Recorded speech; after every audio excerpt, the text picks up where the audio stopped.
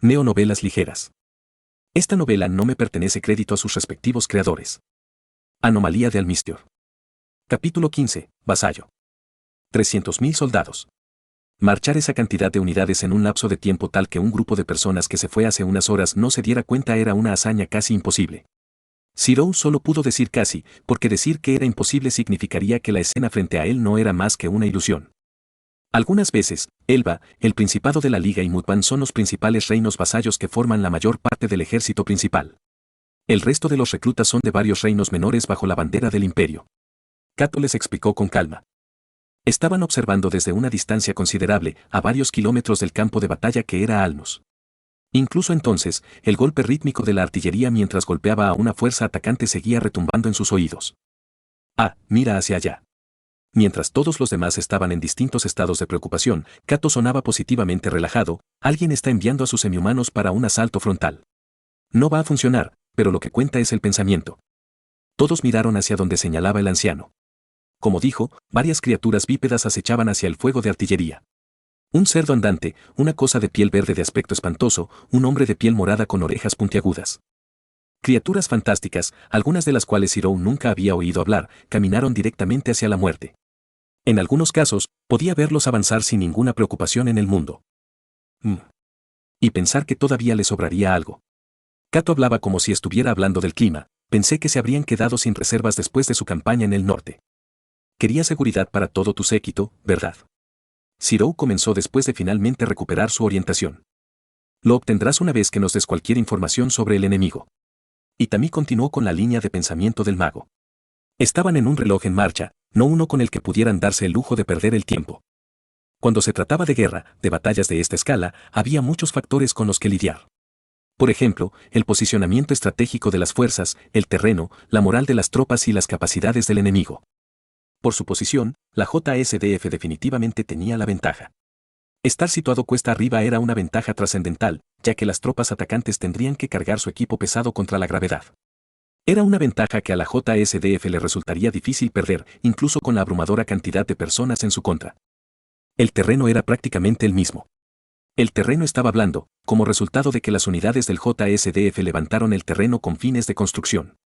Eso, y la reciente lluvia que cayó después de la batalla contra Rubrasax, convirtió la tierra en un montón de barro.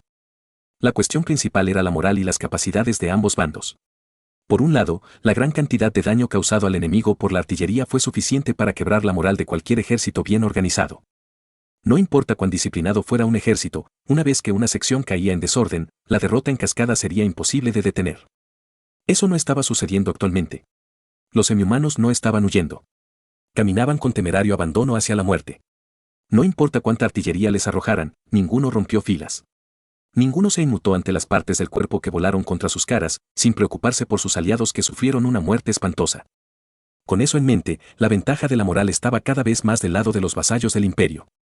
Junto con el ataque sorpresa que ocurrió, los sistemas mágicos que podrían y probablemente estaban en juego, tenías una situación que era insostenible. Si la respuesta para solucionar eso fuera darle a más personas la ayuda que necesitaban, entonces tanto Itami como Sirou lo harían sin reservas. Ya veo, ya veo. El anciano asintió con satisfacción. Bueno, para empezar, no vas a ganar en moral, como probablemente puedas ver. Con los semihumanos al frente, tienes más posibilidades de romper el muro de un castillo que rompiéndolos. Nos moveremos mientras tú nos explicas.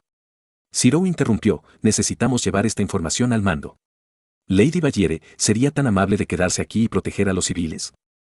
Sería un honor para mí, Lord Mia, al igual que lo será mi gente. El elfo miraba con odio al ejército invasor. A cambio, ¿serías tan amable de enviar a estos imperiales a sus tumbas? Con un gesto sombrío, Sirou le indicó a Itami que liderará el camino. Apresuradamente, Itami ordenó al equipo de reconocimiento que se preparara para moverse, incluso mientras el hombre les explicaba la situación. La profesionalidad brilló en cada uno. Donde antes bromeaban y reían, ahora eran sólidos bloques de hielo. El motor rugió cuando comenzó el viaje lleno de baches. Se ataron los cinturones y el mago miró a su alrededor como un niño en un carnaval. Sabio Cato, ¿quieres? Por supuesto. Cato, con un gesto de su bastón, apareció ante ellos un pequeño avión. Sirou tardó un momento en comprenderlo, pero cuando lo hizo, respiró hondo. Un mapa en 3D de todo el campo de batalla. Lo que a los magos les llevaría unas cuantas horas de preparación y familiares por toda el área, Cato lo había hecho así.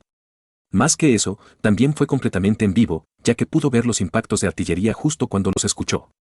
Mierda. No sabía quién lo dijo primero, pero ninguno de ellos podía negar lo increíble que era. Tanto los comandantes como los generales matarían por algo como esto. Incluso en el mejor de los casos, la información tendría un retraso, simplemente porque había que informarla. Con Catón, ese retraso fue inexistente. El mago estaba demostrando ser cada vez más valioso a cada segundo. Vinieron de esta dirección, una flecha violeta apuntaba hacia el borde norte del mapa, la fuerza que estamos viendo ahora probablemente sean las unidades que regresan de la campaña del norte, como dije antes. En cuanto a cómo llegaron, hasta aquí, es bastante simple. Magia. El reino de Elba es famoso por sus arqueros a caballo, pero menos conocido es su contingente de magos. El procedimiento operativo estándar para las tácticas de batalla de Elba es usar magia de ilusión para enmascarar su enfoque, aunque es cierto que sus hechizos podrían necesitar un poco de trabajo. El mapa se acercó al borde más alejado del mapa y fueron recibidos con una vista sorprendentemente cercana de un grupo de individuos vestidos con túnicas moradas. Era lo suficientemente detallado como para que, si Zirou quisiera, pudiera contar la cantidad de granos en la cara de un hombre. Sus ilusiones funcionan según el principio de los espejismos. Solo enmascaran señales visuales, y solo más allá de una cierta distancia. Probablemente Elba fue informada de que fuerzas hostiles se habían apoderado de Alnus y lo habían lanzado incluso antes de acercarse. Los magos que vieron de repente brillaron, justo cuando una pieza de artillería los golpeó. En un instante, se derramó sangre y vísceras. Partes del cuerpo volaron por todos lados. Zirou miró fijamente. No había ninguna razón para que Kato demostrara esto a menos que quisiera dejar claro un punto. Y se alegró de haberlo hecho. Los cadáveres parpadearon una vez más, antes de que el área brillara con un suave resplandor. Por una fracción de segundo, pudo ver que los magos previamente aniquilados estaban mucho más atrás, completamente ilesos. Posteriormente, la escena original volvió en su totalidad. Una ilusión para engañar a quien esté disparando esas ráfagas de fuego. Kato explicó, y Zirou entendió por qué les estaban mostrando esto. ¿Las líneas del frente también son ilusiones? De hecho, te das cuenta rápidamente. El mago asintió con satisfacción. La doctrina estándar en Elba tendría sus ilusiones aproximadamente a 500 metros delante de sus fuerzas reales. Esto disminuye cuanto más se acercan, debido a las limitaciones del hechizo que usan. Esto es hasta 1 kilómetro del enemigo. En ese punto, las ilusiones fallan por completo. Kato frunció el ceño. En realidad, lo que estoy viendo ahora es un poco una desviación. Normalmente, a Elbe le gusta estar lo más cerca posible antes de revelarse, y la mayoría de las veces, estarían dentro de ese kilómetro antes de que alguien supiera qué estaba pasando. Tendremos tiempo para especular más tarde.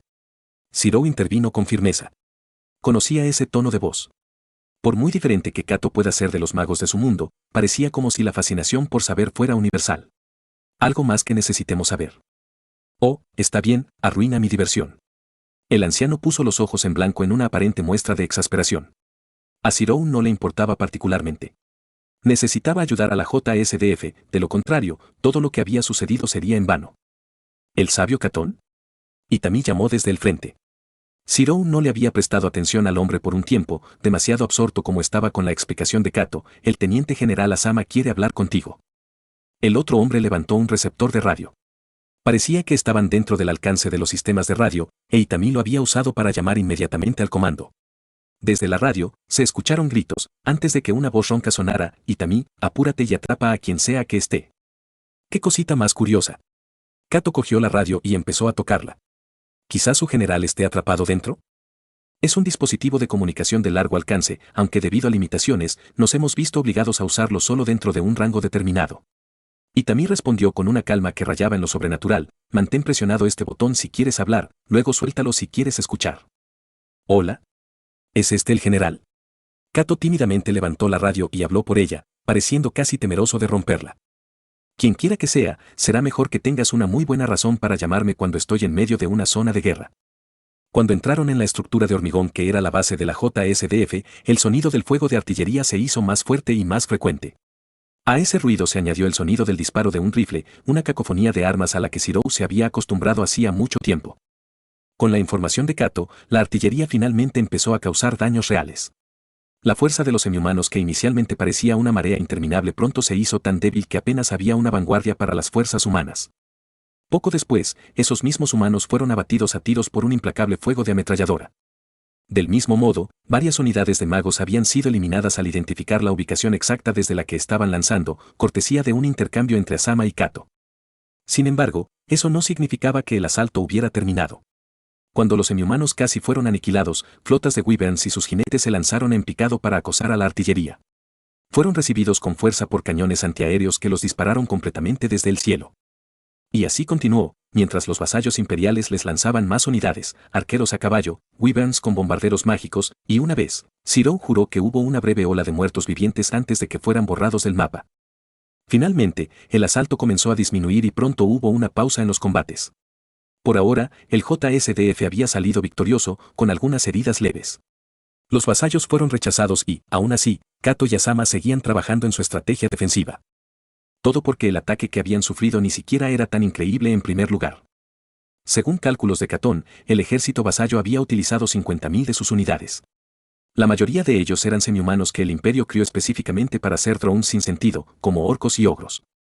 La fuerza real todavía estaba colgada atrás, a unos 6 kilómetros de distancia, justo fuera del alcance de los morteros L-16 que estaban usando. Para sombría satisfacción de Ciro, estaban tan lejos después de haberlo aprendido de la manera más difícil.